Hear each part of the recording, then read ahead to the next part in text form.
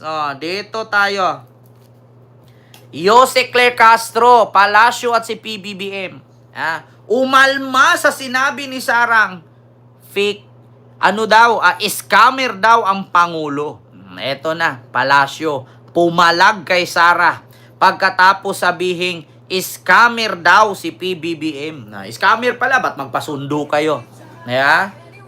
Eto na. Ito na. Ang dami ko lang hiniraman, pero wala daw sila extra. Need na need ko pa naman para... May ads lang ha, mga kababayan. Sinagot ng Malacanang ang mga bagong banat ni Vice President Sara Duterte kabilang ng pagtawag niya sa Pangulo na scammer. Live mula sa TV5 Media Center, namumuna sa balita si News 5. Scammer daw! Maricela Lili. Scammer daw! Gigi, inalmahan yan ng Malacanang. Dahil bukod dyan sa pagtatawag kay Pangulong Bongbong Marcos na budol ni Vice President Sara Duterte, kinwestiyon din ni VP Sara kung bakit umabot ng 16 trillion pesos ang utang ng Pilipinas. Gayong wala naman daw nararamdaman ng taong bayan na anumang proyekto. Pero ang sagot dyan ni Palace Press Officer Undersecretary Claire Castro, tingnan din natin kung ano yung nangyari ng mga nakalipas na administrasyon. Itong 16 trillion pesos daw na utang ng Pilipinas ay mula pa nung nakalipos na administrasyon. Tama naman po eh. Bakit? Yung utang na iniwan ni Digong, bago bumaba pagka-presidente at minana ni PBBM, 12.79 trillion. Magkanong utang ni Pinoy? 5.9 trillion. Dinagdagan ni Digong ng 6 something. Kaya naging 12.79. Tapos ngayon sasabihin ni Sara, 16 trillion saan dinala ni Marcos? Baka Sara nakalimutan mo bago bumaba ang tatay mo. Malaki ang utang na iniwan niyang pinamana niya kay Marcos. Like po kayo mga kababayan. Baka nakalimutan mo Sara. 16 trillion? Ano yung 12.79 trillion na iniwan ni Duterte bago siya bumaba? Di ba? Eto. Noong daw time ng Duterte administration, umaabot na ng higit 12 trillion pesos ang utang ng Pilipinas. Kung tutuusin daw, tumaas pa raw ito ng 115% ng administrasyon pa lamang na yon. Ang hirit pa ni Jose Castro, mahirap talagang magpaliwanag sa mga nagbubulag-bulagan. Ika nga niya, ang hindi raw marunong tumingin sa pinanggalingan, hindi raw talaga malalaman ang katotohanan. Narito ang pahayag ni Jose Castro. Budol? Talaga? Hindi ko alam kung sino ba ang budol. Hindi natin alam kung sino ba ang nambubudol.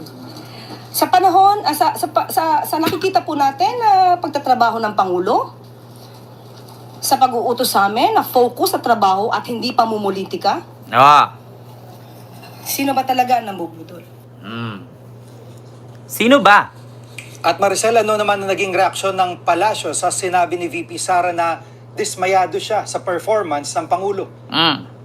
Alam mo, hindi na nagulat dito ang Palacio, Gigi, dahil sabi niya, mahirap daw talaga. Ganyan daw ang nangyayari kapag hindi daw talaga chinecheck ang record ng Pangulo. Hindi na rin sila nagulat kung sinabi man ni Vice President Sara Duterte doon sa Melbourne, Australia na humihingi siya ng paumanhin doon sa mga sumama sa rally kung pinili man daw niya si PBBM na maging katandem nito noong nakaraang presidential elections. Tinanong din natin ang Malacanang kung ano bang tingin ng Pangulo tungkol doon sa pagti-team up ni na PBBM at ni VP Sara nung nakaraang kampanya. Meron bang pinagsisisihan dito ang Pangulong Marcos? Narito ang tugon ni Jose Castro. Tita Sepsi, maraming salamat. So ako nadidinig sa Pangulo na siya po ay nanghinayang. Kung siya man po ay nakipag-team up sa Vice Presidente. Kung may nagsisisi man sa kanya ay maka-team up siya, it's their loss, not the President's. Kita nyo, mga kababayan? Sabi ni Sara, bodol si PBBM. Nagsisisi daw si Sara kung bakit si Marcos ang kanyang katandem. Anong pakialam namin? Ngayon nga na nagsolo ka na, wala kang ginawa. Paano pa pag katandem pa kayong dalawa? Baka iasa mo na lang lahat kay Marcos. Diba? Si Marcos pa ang nagsisi, si Marcos ang presidente. Sino bang mawalan? Si Marcos, kahit iwan mo yan, mananatiling presidente yan. Eh ikaw, saan ka pupulutin? Diba? Presidente ang pinakamataas na posisyon sa ating bansa. Presidente ang pinakamataas na commander-in-chief sa kasaysayan ng ating bansa. Oh, tapos iiwan mo? Magsisisi si Marcos sa'yo? No. Bakit? Kahit walang vice-presidente, may utak naman ang presidente. Di ba? Who cares kung iiwan mo? Di ba? Who cares kung aalis ka? Tandaan mo, presidente yan. Kahit iwan mo yan, kayang gumalaw yan. Di ba? Iyan ang totoo. Hindi ka kawalan. Ngayon nga na humiwalay ka kay Marcos, may ginawa ka ba? Di ba? Wala ka rin namang ginawa.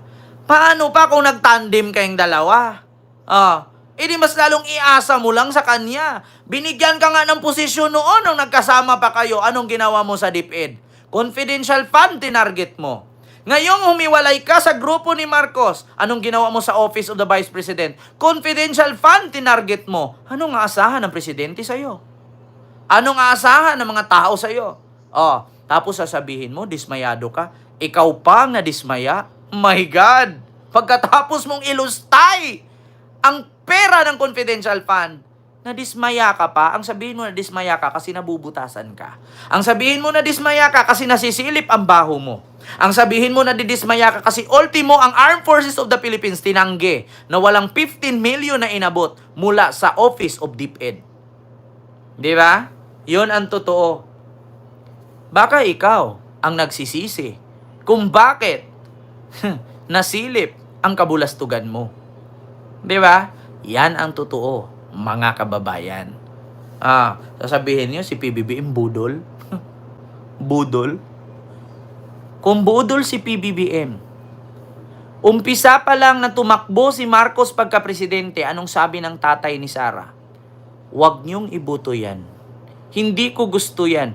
Weak leader yan. Meron tayong kandidato pagka-presidente, adik.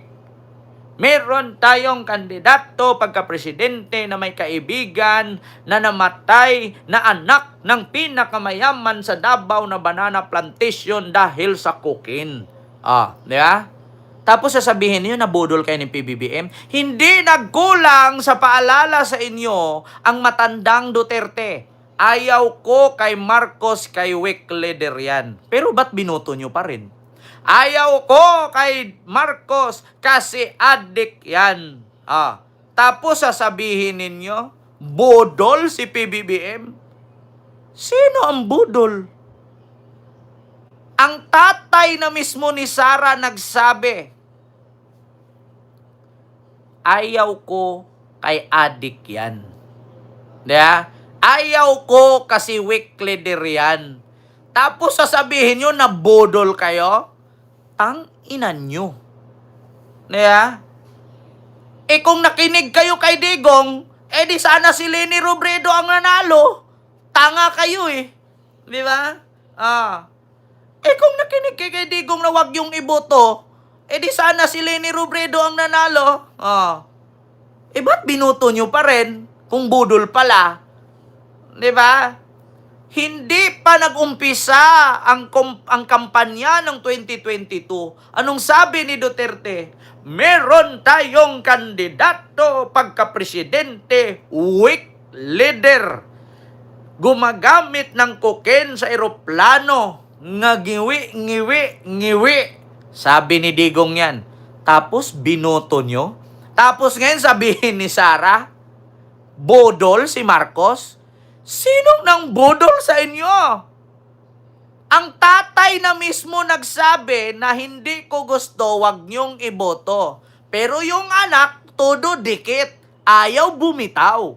Ngayon, na nasilip ang kabulastugan, tsaka sabihin, binodol kayo ni PBBM, ba't niyo binoto noon? Di ba? Tanga kasi kayo. Aminin ninyo, bobo kayo. Wala naman kaming aasahan sa inyo. Sabi nga ng palasyo,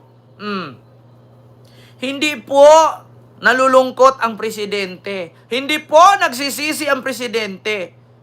At kung budol man ang presidente, sino po ba ang pilit dumikit? Ang tatay ayaw pero yung anak dumidikdik? Tapos sabihin niyo ngayon si PBBM ang budol? Sabihin niyo ngayon si PBBM scammer?